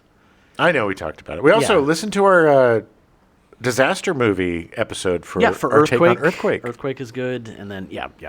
On June 20th, 2003, Haggerty was involved in a car accident in Los Angeles and suffered a broken neck and other injuries. Holy shit. Was he paralyzed? I don't know if he was paralyzed. I don't think so. Sadly, just a few months later, on January 27th, 2004, he died at his home in Malibu at the age of 78. Oh, Jesus. All those injuries in your 70s. There's no recovering from that. No. Chad Hayes and Carrie Hayes were cast as Rex and Rod Reynolds. Sorry, but what a hard way to go for I know. such a cool dude. Here's the thing. He literally was in professional wrestling for like 25 years. Yeah. Never got hurt, and a friggin' car accident took him out. He was my favorite character in Rad. He was great in Yeah. this. I thought that he was standing. It was the second, like, when they were trying to figure out what to do because the corporation was keeping crew down. And Yeah. they're like, we got to support him. And then he just comes up and gives that weird speech. I've chased those kids over and over again, and I have to say that if you don't give them the money for the race that they need for the race, then I don't know what the world is for to have. That literally was the speech. He confused them all into giving the money. And they were like, you're right. Did you have a stroke, You're right. Johnny Mustache?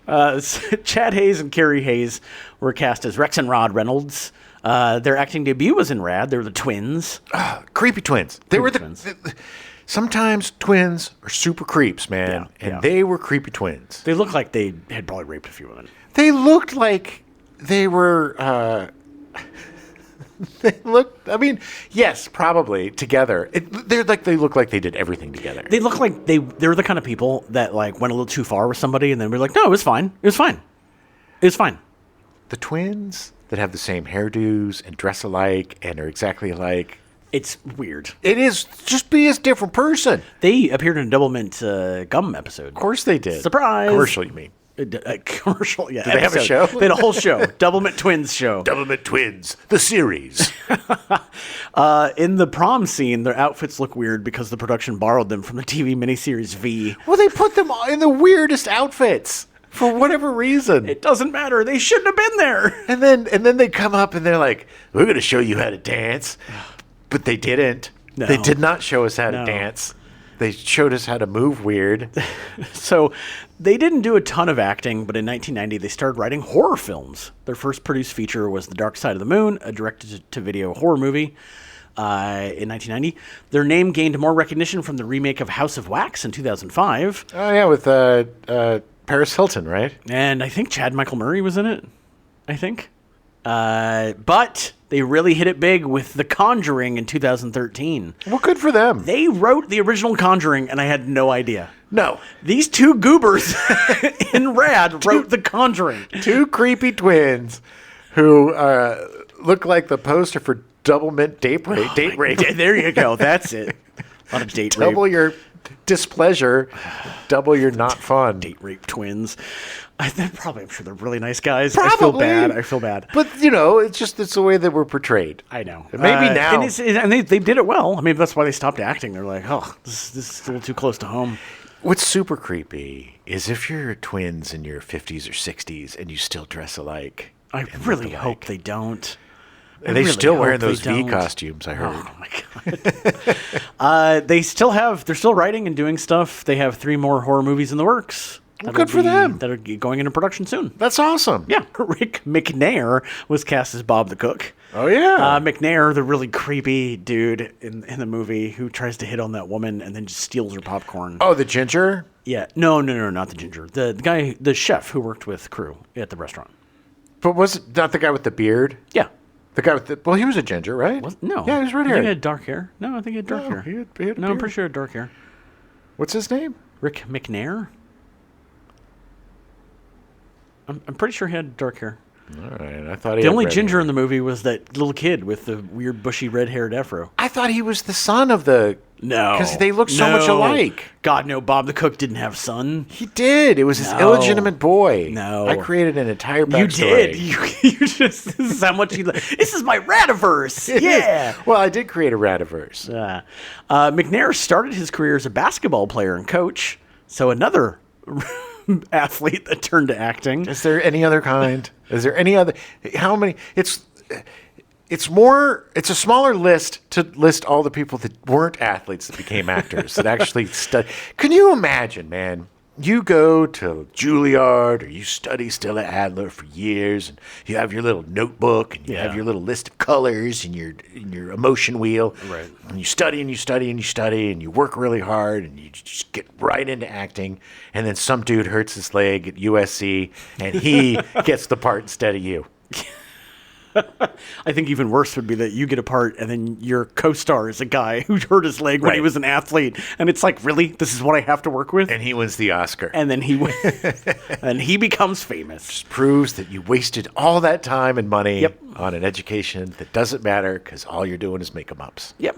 By 1977, the theater bug bit Rick McNair and he quit sports. By 1986, he was the director of theater Calgary and then moved to Winnipeg, becoming the director of theater Manitoba. Now, I will give a little more credit to the athletes like We'll get some blowtorches and go medieval on his ass. Ving Rhames? Ving Rhames.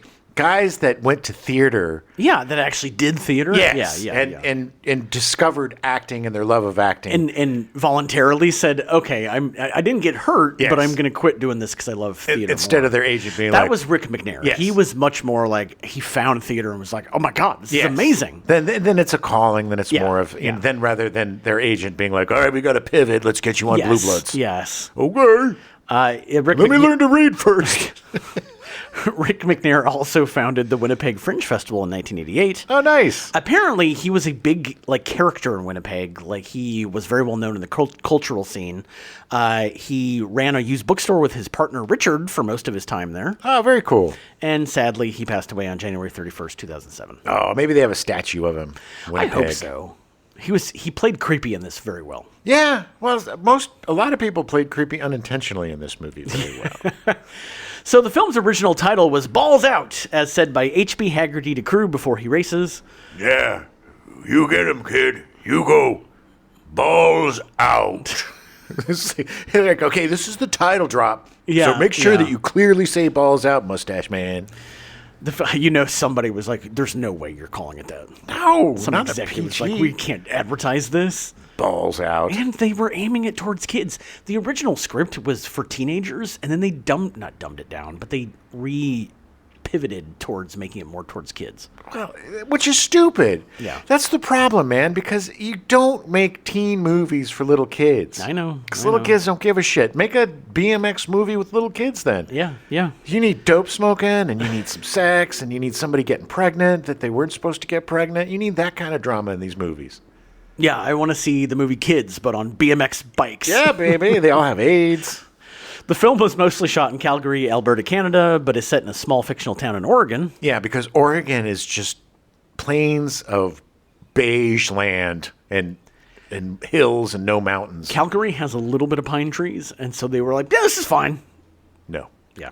I thought it was Canada. I thought because a lot of the actors too weren't hiding their Canadians. They did not hide their Canadian accent. I think one guy, he might have said loser, but it sounded like hoser. Loser? Yeah. Hey, what are you gonna hose. do? You get out of here, you hoser, loser, Loser. loser. So the actual hell track was real, and the initial drop was way taller than 25 feet that is featured in the film. None of the professional writers were willing to go down it, so they halted production and cut it down to 25 feet. Cowards. The course was so hellish that none of the riders could complete one lap of the course. That And sounds so fun. they shot it in pieces, taking 5 takes for every section of the hell track. There was that one straightaway from the drop, and then it was twist and turn. It's like they jammed They the had whole the thing. little bunny hill things. And Yeah. the kick cereal bowl they had to go through. And Right, but it also it was yeah. it was so compact. Yeah. That there was no way to really gain speed in that tiny little track. I mean, how do you catch up to somebody? Right. Yeah. You can't just plow that first straightaway into a momentum to get around that track with Right, all those right. hairpin turns and I know. berms. Yeah. Doing your kick flips and your flip flaps and your jib jubes. During practice for the film, Rick Moliterno, one of the stunt writers in the film, actually broke his leg. Oh. This was written later into the film when crew is about to start the hell track race, but Rick, sitting on Christian's truck, asks him to sign his cast. Hey, crew. Yeah. Can you sign my cast? Yeah. Go balls out, man. Go balls out. Yeah. According to co-writer Sam Bernard, the positions of the trainee script writers were covered up in the credits because the Writers Guild of America wouldn't let the crew put them in. That was weird. It was super weird. All of a sudden, it was like, why is there just black bar? Yeah, it's like all of a sudden the Epstein files showed up on screen. Originally, trainee scriptwriter was written, but it was pulled at the last minute, worrying they could be fined. Ooh. The film received mixed reviews and underperformed commercially during its release. It only made $2 million against the $3 million budget. Film historian Leonard Maltin gave the movie a bomb citation, the lowest possible rating in his annual movie guide, explaining, Title is supposed to be short for radical, as in radical, man. Yeah, right. And we didn't see this same plotline used to death by 1950s hot rod films and also by 1970s roller disco epics. I'm sorry, what roller disco epics is he talking about? Oh, all of them. Skate USA. Name one. And It's just- roller just- disco. There were like 3. They were epic, though, Adam. In Argentina. Xanadu. Yeah, well, okay. In Argentina, the movie was marketed as a sequel to BMX Bandits. Nice. It just doesn't make any sense at all, but okay. When it was released on home video, it stayed in the top 10 rentals for 2 years and has since become a cult hit. Well, that makes sense. Look, it's a dumb, silly little movie, but it's something. It could be like a mystery science theater type of movie. There's a lot to sit around and kind of joke about. Guarantee you that there were kids that rented this every weekend because it was their favorite movie. And they loved the BMX. And it was, I mean, I could see how this could appeal to 10, 11, 12-year-olds, you know? I mean, I get it. There's something so, and you pointed this out, and you're so right, that there's something so goofy and off-putting about, like, doing hops on your bike and the way that they're just, like, standing on the things and putting the bike down and getting it up. It's not like skateboarding, which is very fluid and looks very cool because you're doing schlip-schlaps with your It feet. looks so much harder to do skating than it does the bike Yeah, stuff. when they did, like, the BMX boogie, and they're just kind of, like, riding their bikes with their arms The out. third time when she just had her leg, like she Yeah. was just gliding, I was like, okay. Yeah. Well, it's because Okay. Lori Loughlin couldn't do any tricks. No. All those stunts they did at the beginning and the end, the opening and end credits, that took 2 days to shoot. Sure. It was Eddie Fiola and one of his buddies, and it was just they're just goofy. Well, It's look, just goofy. They did capture BMX, the sport. They Yes. did capture the sport better than BMX Bandits. BMX Yes, Bandits were just a yes. lot of shoo, shoo. Yeah, BMX jumps Bandits was not about BMX. It was about the Three kids. the heist and the kids. The kids get into an adventure and whatever. And BMX was just kind of the background. This was actually about the racing. Right, and the BMX bikers. Yeah. And again, this is one of those movies that I feel like there was something there Yeah. that could have been so good, Yeah. but just missed the mark. The script was thin. The directing, the non-racing parts were porn level acting. It's amazing to actually see on film a director phoning it in. Oh my god! And this is Hal Needham, man. I know. I just I know. like I said, he didn't have any of his buddies. He was probably doing it because he couldn't get any other work, and he was, fine. BMX, there's some. Yeah, yeah. Oh, it looks. I mean, I'm sure when he went to the track and he was like, "Oh, this is cool," and then he was like, "Well, wait, we have to have other stuff in the movie too." Right, and just having Alfie there is not going to be enough. I'm sure that Jack Weston and Ray Walston and Alfie Wise and Hal Needham just had lunch together. Like, what are these stupid kids? What is this all about, man? Remember when I did Smokey and the Bandit and Sally Field, and Yeah, now I've yeah. got. when he did Sally Field. I think that's Burt Reynolds was with Sally Field. I think they were together then. Yeah. But it is probably the most realistic Yeah. BMX movie. But here's the thing, too, man. And I told you this yesterday. Breaking Away Yeah. did this so much better. But that's not about BMX though. It was No, just but about it's the same exact bicycle thing. racing. Yeah, You know, it's this kid who was obsessed with being, Tour de Force, Yeah. Tour de France bicyclist. Right, The right. 10-speed Yeah. racing bike. Yeah. And so much he was obsessed with the Italian team, Oh. and so he spoke with an Italian accent, which drove his father right, crazy. right. Played by Paul Dooley, I think, was his father, who's oh. great. And it had Dennis Quaid, and it had what's his name from Bad News Bears? Jackie Earle Haley. Jackie O'Haley. It had this great cast, and the townies versus the rich kids. Yeah, and, yeah. And this kid just trying to live his dream, and his buddies helping him. Yeah, and yeah. it was a coming of age story, and it had so much there. We definitely need to cover it. It's a great Yeah, movie. yeah. I've never seen it, so I definitely would like. Yeah. But this had none of that. That's the problem. I'm not taking my SATs yeah. thing. yeah. Was just stakes weren't high enough, no, man. no. Especially since he won a new car and $100,000, where he could Well- literally drive himself to any college he wants and pay for it and have enough money to set and- himself up afterwards. And the fact that they never mentioned at the beginning that he could just take them some other time. Yeah. Just take them some other time. Well, they're doing it again in 6 months. But look, the SATs were like during SAT season. Yeah.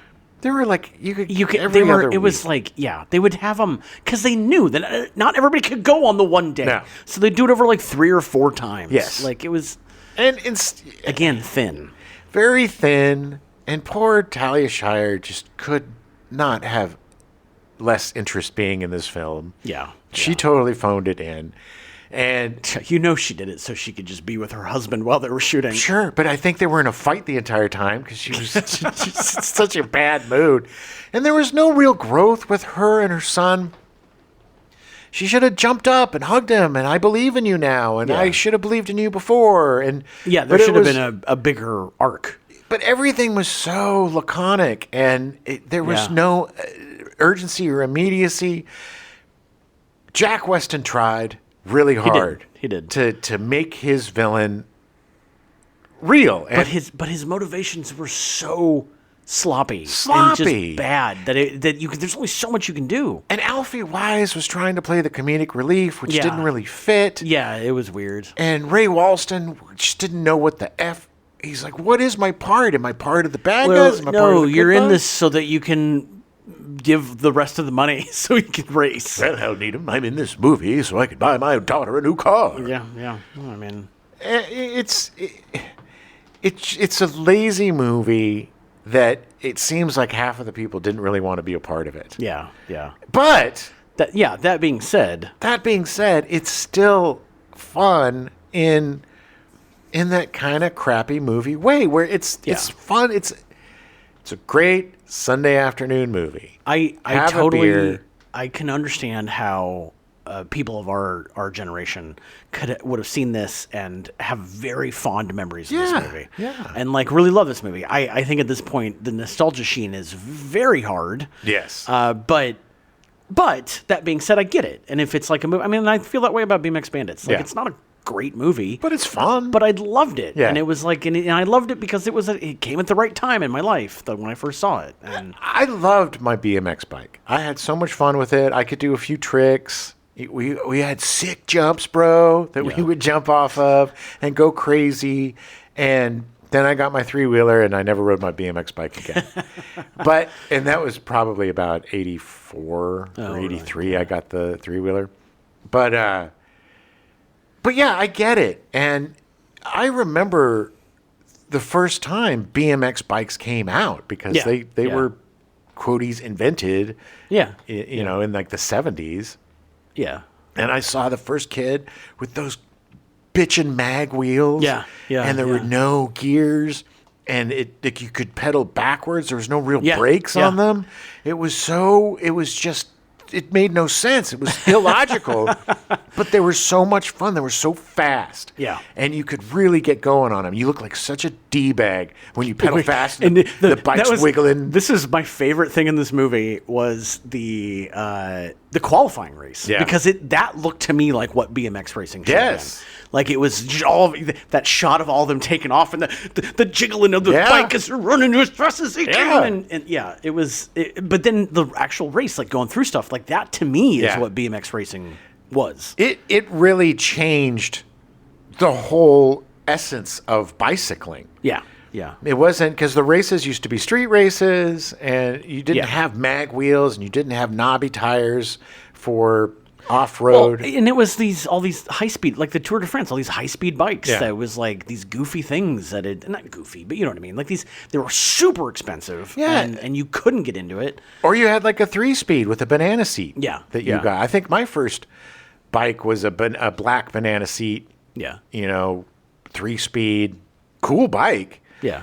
But it wasn't a BMX. And as soon as I got the BMX, it changed your life because it was also a much easier bike to maneuver. It was a lot more elegant in terms of turns, and you could really control it unlike any other bike. Easy to do wheelies, easy to look super effing cool, man. Yeah. Especially doing your jumps and getting your legs out or standing on your back pegs, Yes. doing tricks. We'd spend hours learning stupid new tricks, learning how to bicycle backwards, and we'd scrape our elbows because we didn't wear helmets or pads or anything. Yeah.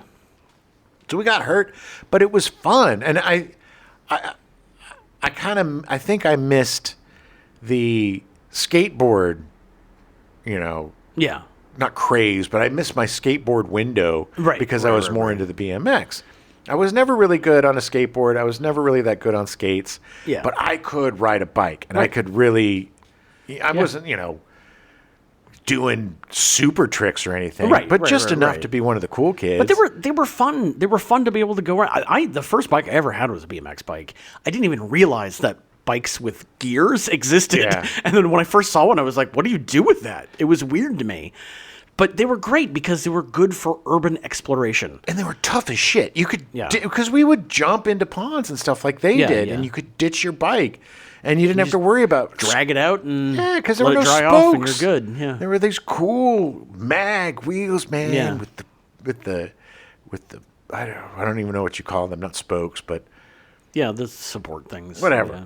I'm not cool anymore. All right. Well, I think that's all we got. It's a fun movie. They just a couple weeks ago or last month did the 40th anniversary of it. They did a Fathom Events thing where it ran for a weekend. Yeah. And they had video of Bart Allen, actually. Not Bart.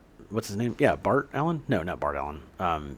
Bill Allen. Bill Allen. Video of Bill Allen doing like an interview and talking about it and stuff. And in this book, people love this movie. I mean, they love this movie. I think it would have been really fun to see that, to go to the theater and see it with the fans. And have Bill talking about it, and then seeing the movie, the print.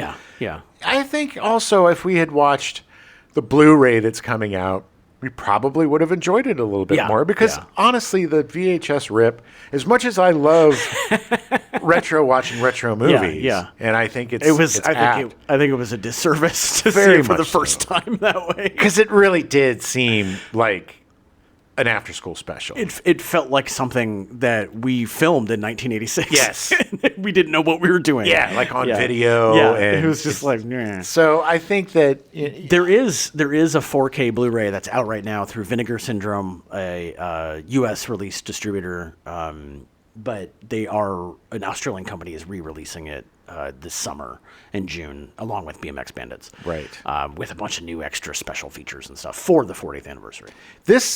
I cannot think of a better double feature than BMX Bandits and Rad. Yeah, it would be super fun. Very fun. They're both hour and a half. They're not very long. Yeah. I would say Rad first, then BMX Bandits. Yeah. Because it's just a little more energy. Yeah. And there's a lot more chemistry between the three leads. BMX Bandits works because of the three kids. Yeah. And their relationship, which is really fun. And they don't screw around with romance or they're just buddies and they're having fun. And this needed more of that, because we had the three friends at the beginning, but once he starts going, then they're just kind of support. Yeah. They're just who are they? No, they're around. They needed them to the point where they had to point out the fact that he didn't know what was going on with his friends. Exactly. And I think they needed more of that. It was a little too disjointed. They kind of separated him away from everybody. Yeah. The Lori Loughlin romance was so misguided, and just they had no chemistry at all. Yeah. And their weird courting, which is constantly swimming in clothes.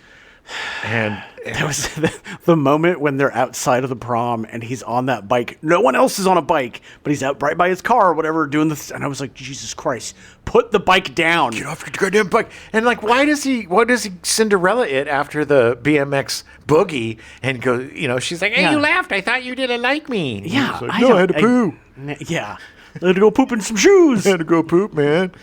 It was rad. All right. We'll be back next week. I'm excited about next week. We're covering a different extreme sport. Yeah, baby, we're getting into skateboards. It's another one that I watched a lot of, and having a brother who should have been a professional skater hated the movie. Of course, all professional skaters hate this movie. But I'm excited to see it. I've not seen it in probably 30 years. Gleaming the cube, bro. I'm so excited to see it. It's going to be great. So join us next week for that. There's no skate move called Gleaming the Cube. No, it's not. It doesn't. God, the edited version was on Fox so often. So often. It was like it didn't matter. Every Saturday afternoon, it was like, oh, let's show him Gleaming the Cube again. I'm going to gleam the cube. And then they started calling it something else when people were like, oh my God, again? And then they titled it something else. It was super weird. I don't know. They titled it Cuming the Glebe. Okay. So we'll see you next week. Did you see that? Yeah, I saw it. I have eyes, don't I? Idiot.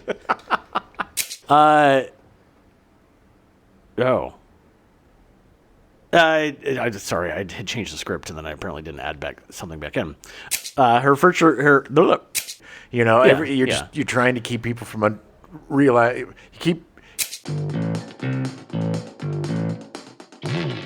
We now return you to your regularly scheduled programming, The Greatest American Hero, already in progress.